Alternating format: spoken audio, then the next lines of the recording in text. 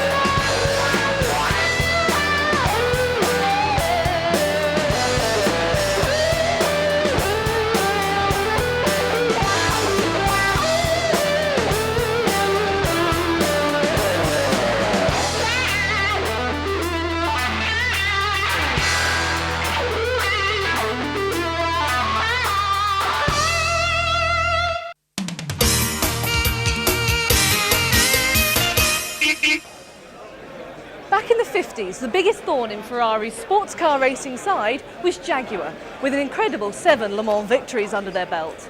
And now they're back to do it all again, but this time in Formula One. Jaguar's racing history is long and illustrious, from the C and D types of the 50s and 60s, right up to the XJR series of the 80s. The list of drivers for Jaguar reads like a list of who's who in motorsport. Martin Brundle, Sterling Moss, and of course Jackie Stewart.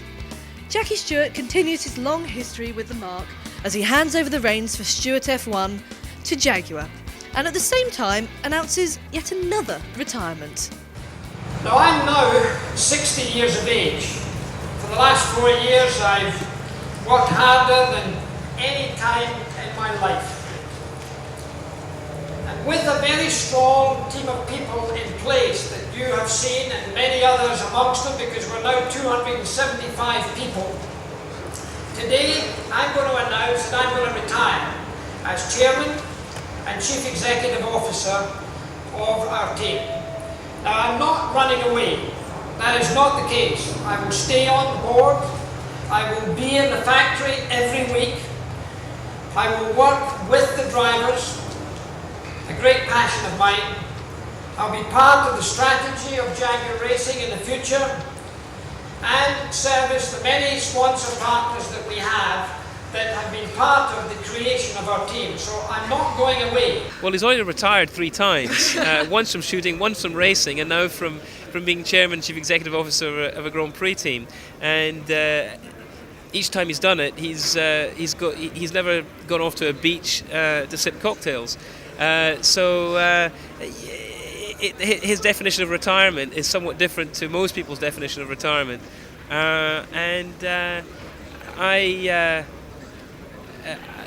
I'm pleased for him that he's found a window that he can step back from, or a window of opportunity that is right for him, right for Jaguar, and right for Ford, and it will present him with opportunities that will excite him. For me, however, it's with great pride that I can say that I was there when really it all started for Jaguar in racing in the 1950s, when Jaguar truly were the masters of going faster.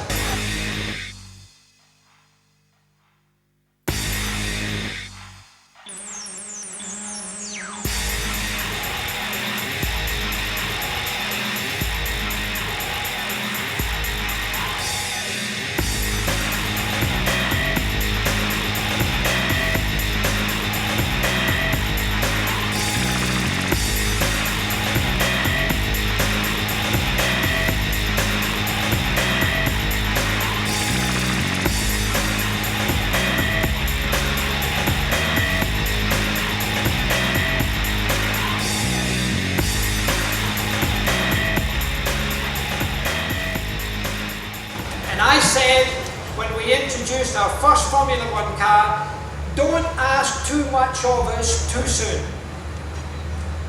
We will deliver, but it can't happen yesterday. We're young in comparison to our main competitors, but I can assure you we have the right pedigree and we have the right people. The first race of the year is the easiest race to win. It gets more difficult as the year goes on because the big teams get more organised and their size lets them develop the car faster. So the first race is the one we got to go for, and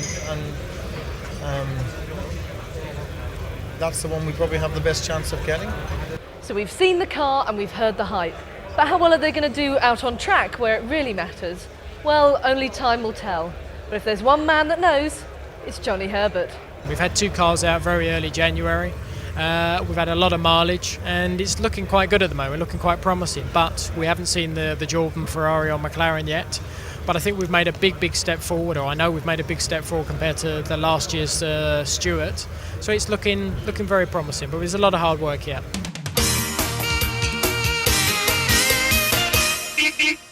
Well, they said go to blazes. Can you believe that someone actually owned a fire engine like this?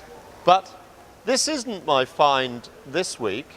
Fiennes' find this week is a remarkably rare road-going version of a racing Jaguar, the XJR15. This car was also developed by Tom Walkinshaw of Walkinshaw racing fame. He came up with a one-make racing series for these cars. They ran for about 1 year only, produced a very small number of road-going versions. The estimated sale price is £120,000 to £130,000, which seems an absolute bargain. It is V12 engined, unlike the XJ220, which a lot of buyers were very disappointed to find only had a V6, twin turbocharged V6 engine under the bonnet instead of a V12. So this is much more the real McCoy that you'd expect Jaguar to put its name and badge on. However, there is a real problem. If you're reasonably tall like me and you were fortunate enough to own this car, getting in and out is an absolute nightmare. I tried earlier, but just for your delectation, I'll show you once more. There must be a knack to it. I haven't yet found it. But in fact, that is considerably easier than the first time I tried. See you next week for more finds. Be seeing you.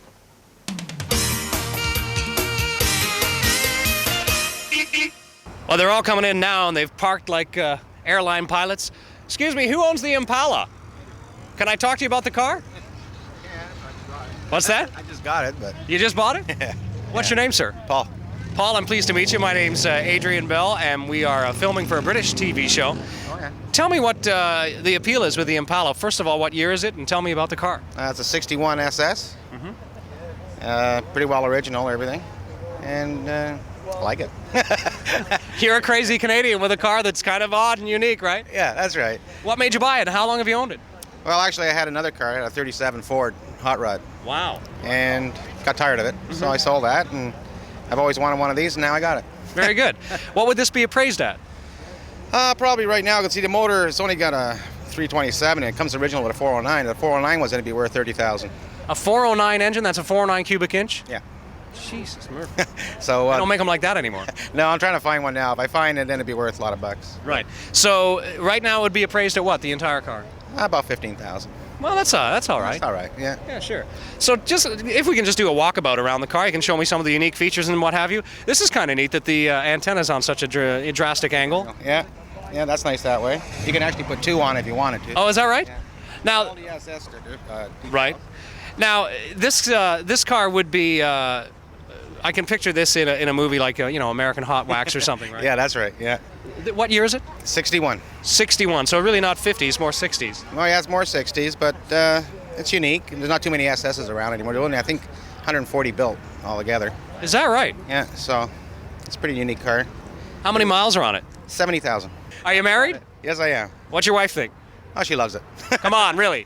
Yeah, she loves it. As long as She I don't hates say it. too much. Does she hate it or like it? No, she likes it. She likes it. Okay, she doesn't love it though. No, not love it, but she likes it. Let's just have a quick look at the engine here, and you can tell me what we're looking at because it's something that I won't have seen very often. It's 327, as you said. Yeah, 327. The ignition's been changed. It's got an updated ignition. The alternator's more modern alternator. Usually has a generator on it. Right. It's got the 4-bell on it and headers. And she's, well, it says 325, but she's actually pumping out 375 horse. Wow, very good. Now, what's the top speed that you've been in this? Well, actually, I haven't had it too fast yet. Yeah. You want to kind of nurse it that way. Yeah, that's right. Yeah. British viewers will call that running in. In England, what they do is they've got. Is this right, Phil? They'll get a new car from the dealer and they'll run it. Yeah, that's right. They put a sign across the back that says "running in," which means for the first few thousand miles they want to go really easy. That's right. Right. You've seen that. Yep. Okay. So you're running it in. Yeah, pretty well. Oh, very good. Miles to the gallon. This is something I'm asking a few people. How many miles does this get? Couple? 3? Yeah, it won't be a whole lot. So the money that your wife spent on dresses when she went shopping. She's going to be giving back to me for fuel mileage. For fuel mileage, that's right. Yeah, very good. Well, thanks very much. I appreciate it. No problem. Take care.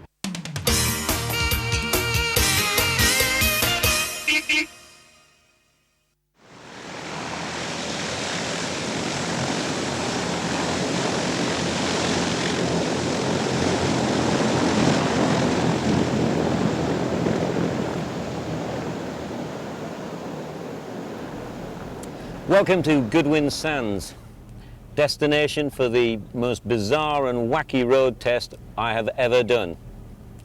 Goodwin Sands, you see, is in the middle of the English Channel. 7 miles from Dover, back there, France is over there. It also happens to be one of the deadliest sections of natural sea hazards in the world. Over the years, the Sands has claimed 1,800 ships, 1 lighthouse, and has had more stories and legends about it than the Loch Ness Monster. Jeep Wrangler. They reckon it's the vehicle that can take you to places that other vehicles can't get to. I know that, but I think this is actually getting near to the ridiculous, because even driving a Jeep Wrangler in the middle of the Channel gives me a slightly worrying feeling. I've driven the Wrangler in mountains, across snow, across rivers, but if anyone had actually said I was going to drive it on sand dunes in the middle of the Channel, I'd have told them frankly they were absolutely barking mad. And I have to actually say, I actually feel rather barking mad at this very moment as I bounce along this beach. And I'm not alone, would you believe it, in this rather bizarre venture. I've been joined on Goodwin Sands by 300 other mad Brits who've actually ventured out here for an afternoon on the sands. And in true English fashion, there's everything going on in these sands. They're playing cricket, there's a football penalty shootout, there's welly throwing competitions. If the French could only see us from Calais now, this would confirm that we're all as mad as hatters.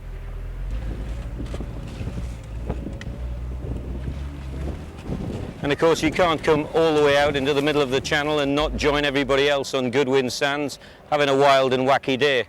Let's see what my penalty taking's like. Oh my word, was that just a tops, eh? Hey, those have been, eh?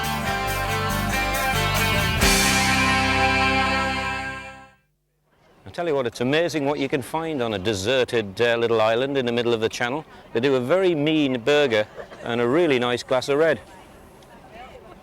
Cheers. I'll tell you what, you meet a really nice class of people on Goodwin Sands. One or two that are a bit strange, of course, like my friend here. But there again, if you get stranded on an island, all you really need to get by is the bare necessities, dare I say it.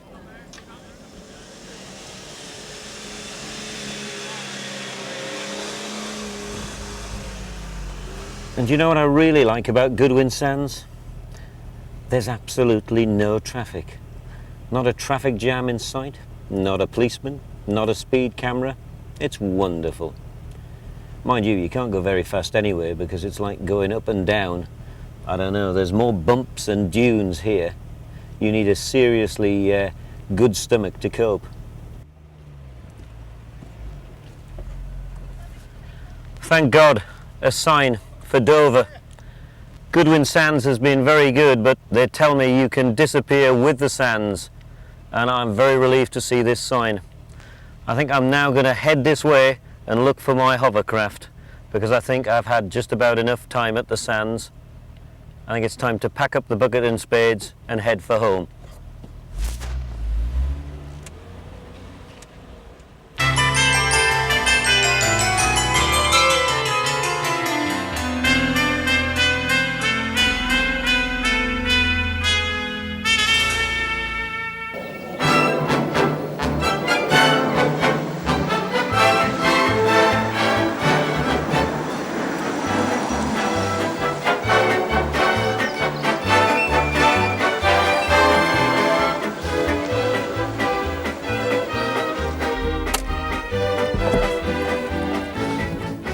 The name Jaguar is synonymous with style.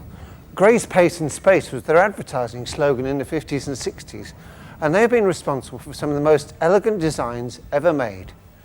Here at the National Motor Museum, there are 4.5 of them on display.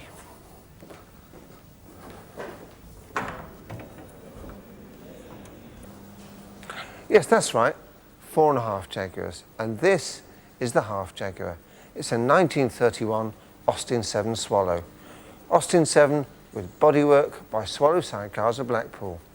They then went on to make the SS100 sports car, phenomenally successful car from the late 30s. But of course, towards the end of the 30s, the SS came to mean something rather less tasteful than sports cars, and so they changed their name to Jaguar. Now, before leaving this car, it's worth pointing out the reason it looks a bit shabby is it's a one-owner car. One owner from new this car's had, Mrs. McIntosh. She bought it when she was a young lady, and when she finally gave up driving, she gave it to the museum. And because it's so original, we're going to keep it that way. The next of the Jaguars is this XK150 Roadster from 1960. With a top speed of 125 from its 3.8 litre engine, it was the world's first production vehicle to have four-wheel disc brakes as standard, and at a little over £2,000, it was a third of the price of its Ferrari rival. Representing Jaguar's sporting heritage is this D-Type, which came second in the 1954 Le Mans.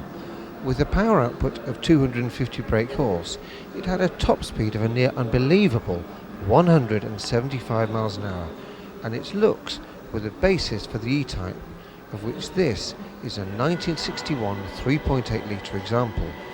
Even today, it still stops people in their tracks, so elegant and pure are its lines.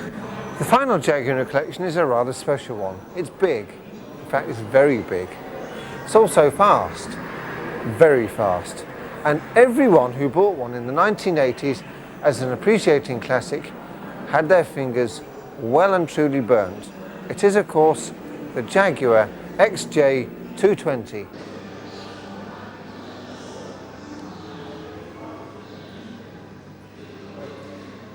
If every car makes a statement, then this is a loads of money car. It's cash over practicality. It's a typical late 80s money statement.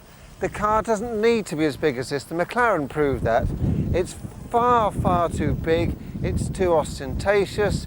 It's difficult to drive. It's completely useless for the job of getting you from A to B. And if you think that's bad enough, have a look at the luggage space. It is completely laughable. You wouldn't even get a briefcase in there, look. Car's built from aluminium. It's very, very high tech. Cost £403,000. And you can buy them brand new now for 150 because no one wants them. This was the comeuppance for the investor brigade. But worse still, its legacy is a Jaguar management unwilling to develop other exotic show cars for production, such as the gorgeous XK180. Oh well, all aboard, time for a spin.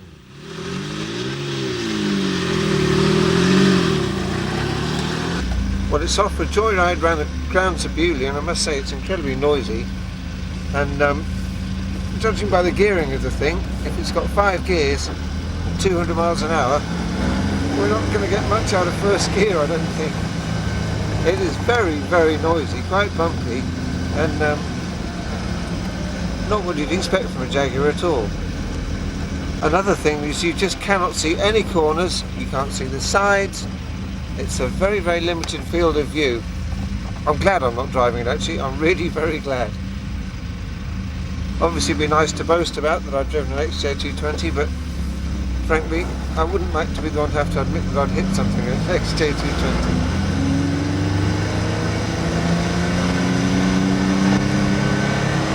Ah, now we're motoring.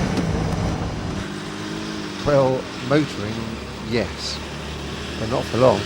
At anything below motorway speeds, it can overheat very quickly. I think we best put it back, eh?